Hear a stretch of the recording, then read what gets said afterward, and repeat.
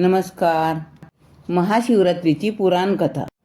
ज्यावेळी समुद्र मंथन झालं त्यावेळी सृष्टीशी निगडीत असं सर्व महत्त्वपूर्ण गोष्टींची निर्मिती झाली.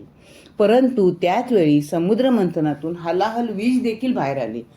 त्या विषामध्ये ब्रह्मांडाला नष्ट करण्याची ताकद होती आणि त्या विषाला नष्ट करण्याची क्षमता केवळ भगवान शंकरांमध्येच होती. त्यामुळं त्यांनी हे हलाहल विष प्राशन करून ब्रह्मांडाला वाचवलं.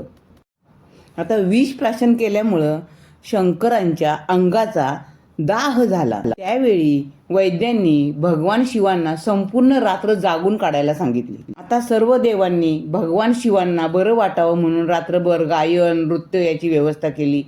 सकाळी महादेवांनी सर्वांना आशीर्वाद दिला. या घटनेमुळं आपली सृष्टी वाचली म्हणून ह्या दिवसाला महाशिवरात्री असं म्हटलं झालं.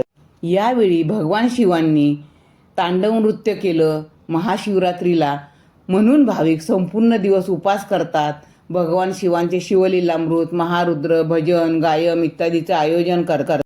शिवाच्या मंदिरामध्ये महाशिवरात्रीला मोठ्या संख्येने भाविकांची गर्दी दिसून येते.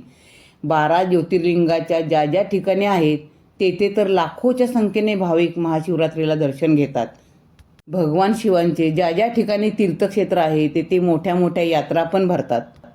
असा हा इच्छित फळ देणारा महादेव महाशिवरात्रीच्या दिवशी पूजा करून तुमच्याही इच्छा पूर्ण करेल. ओम नमः शिवाय.